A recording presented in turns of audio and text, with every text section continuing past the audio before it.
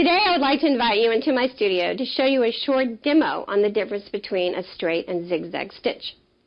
Now, many of my students or even attendees I meet at quilt shows indicate that they couldn't possibly thread paint like I do because it just looks too difficult. Well, today I'm here to show you that this thinking is just a myth. And if you have just a few minutes, I would like to show you just how simple thread painting can be. Now, I have to admit, the finished product can look like it was difficult to do. But if you will just follow the few short steps I'm about to show you, then you too will be master of thread painting in no time at all. So let's not waste any more time and let's get going. The only stitches that you use in thread painting are a straight or a zigzag stitch. Now, the look of the straight stitch remains the same no matter how you rotate the hoop or in what relationship you are to the hoop. And I'm going to show you exactly what I'm talking about in just a few minutes. You can turn the hoop 360 degrees with a straight stitch and you'll get the same look.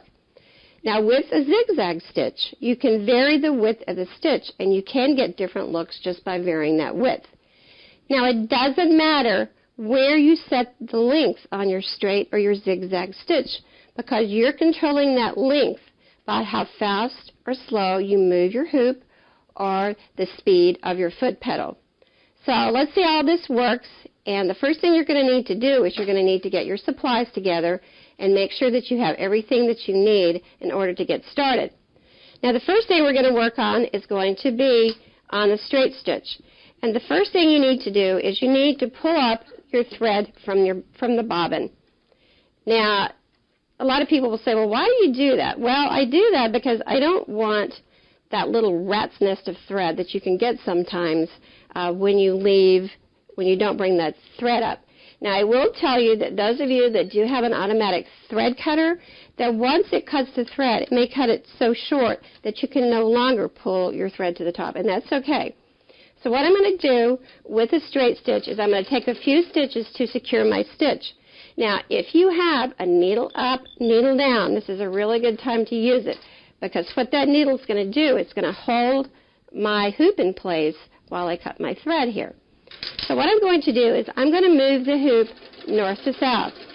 Now remember, I'm working with a straight stitch, and as long as I move this hoop north to south, I get this look right here. Now, I'm going to stop and I'm going to rotate the hoop a quarter of a turn. And I'm going to move the hoop east to west this time instead of north to south. I still get the same look no matter where the hoop is in relationship to me or how I turn the hoop. Now I'm going back north or south again. And you can see the same thing when I get ready to do a little, this is what I call a scribble stitch. I'm going to come over here and I'm just going to make some scribbly little stitches. I'm going to stop, rotate a quarter of a turn. I'm going to come over here and I'm going to make some other little scribbly stitches. And you get the same look, no matter what, when you've got a straight stitch. Now, when you're working with a zigzag stitch, it's a little bit different. Now, again, I'm going to pull my thread to the top, and hopefully it'll come up here. Yeah, there we go. Now, let's assume, for purposes of discussion, that the feed dog's up. And we all know that the feed dogs are going to be down when you're in free motion.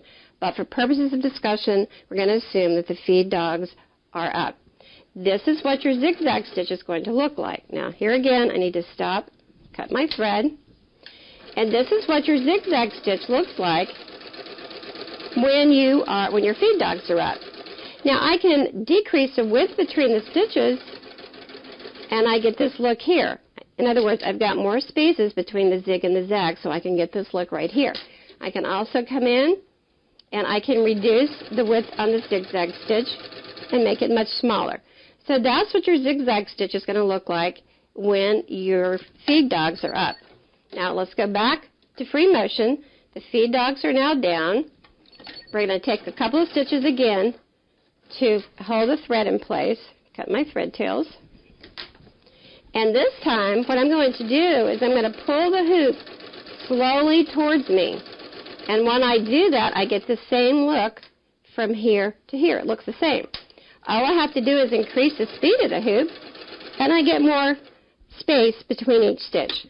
I can also reduce my width, and I get the same look here.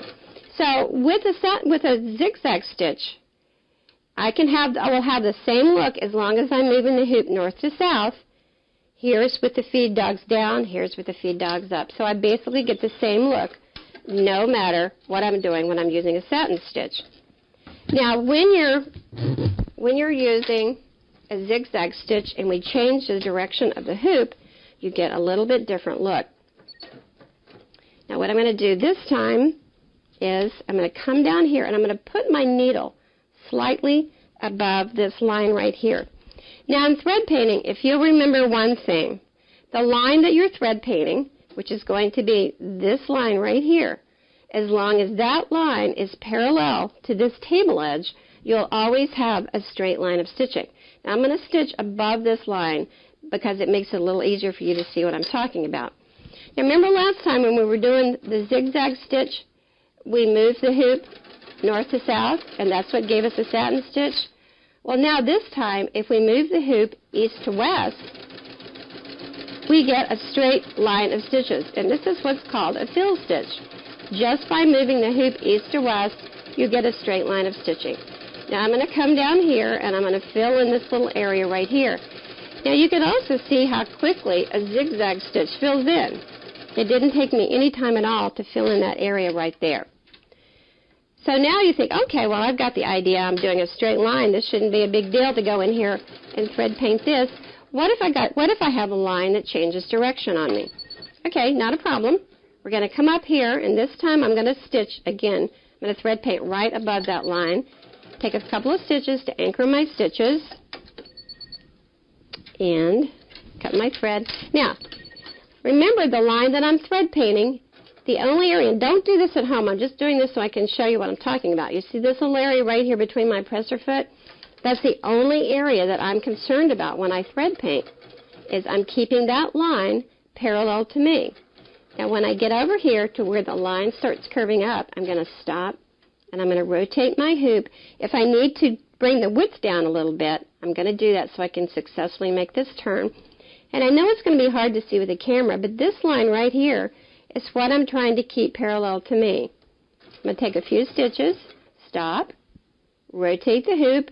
Right here is that line I'm trying to keep parallel to me. Now I can come up through here until I get to the top, and I'm going to need to stop, rotate the hoop.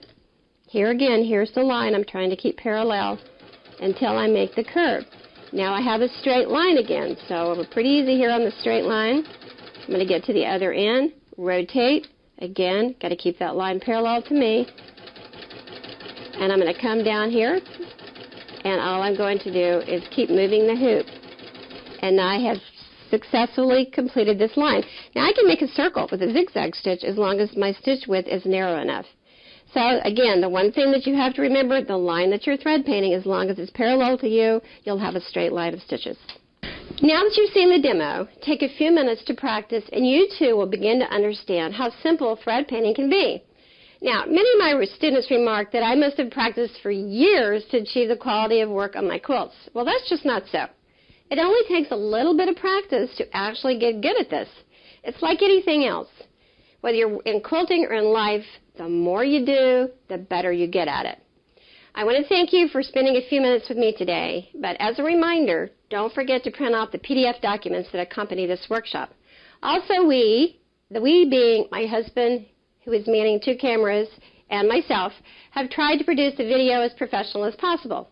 However, making videos is not our profession, and there may have been a few oops and a few faux pas here and there. So have faith. I think we're going to get better at this. And again, thank you for spending some time with me. Go grab your hoop, get yourself a cup of tea, turn the stereo on, and get going.